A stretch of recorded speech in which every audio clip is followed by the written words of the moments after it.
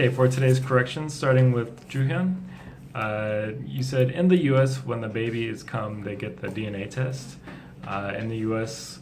when the baby is born, they can provide a paternity test. Paternity, as in fatherhood. And I save a lot to spend to go to abroad. I save a lot to go abroad. And then for the chart pitch, you said it will be growth rate decrease 80%. It was 8%. And instead of it will be growth rate decrease, the growth rate will decrease.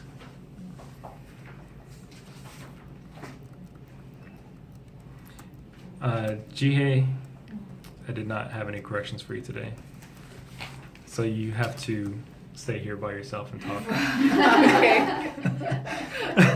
Thank you. Misun, the leather is quite heavy. I didn't bring the bag that much, so it wasn't that good experience for me when you were talking about the bag that you bought, the MCM bag. The weight of the leather, actually the leather weighed the bag down. When you say like something is heavy, you say that it weighs something down, as in like it makes it heavier. So, for example, if you were packing your luggage to go travel and you have some big boots or something, I don't know why you would pack big boots, but let's say you have big boots, and then you check the weight and it's over, and then you think, oh wow, the boots had weighed it down, meaning it's really making it heavier. Or if you are walking and you have a bag and there's something heavy in your bag, like a camera, then you can say, wow, this is really weighing me down.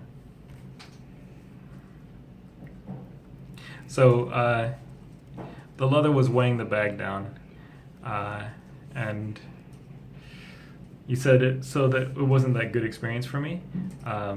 So I wasn't quite satisfied with it, maybe. Yeah.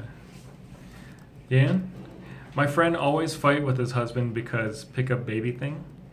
My friend always fights with her husband over who picks up the baby, maybe? Yeah. My friend always fights with her husband over who picks up the baby. And then you said there's also minus points when you were talking about the chart, when you were talking about the summary. So when we're talking about like positives and negatives about something, when you're comparing, you could say there are some negatives, or there are some negative points, or because it's a kind of contradiction, you can say conversely, like this is like the opposite effect, or on the other hand. Suhyun, in France there are many unmarried couples. There are many unmarried couples. If I have enough money, I think I can carry my baby. If I had enough money, did you mean like you wouldn't have to work? Hmm? Did you mean you wouldn't have to work, or you can? Even though, what was the sentence? Oh, if I have enough money, I think I can carry my baby. It was during the table topic or the icebreaker. If I have enough economy or cash capacity, Mhm. even I don't have husband, I can care about. Okay, right, okay. So, with enough income, I could care for the baby myself. Sorry. With enough income,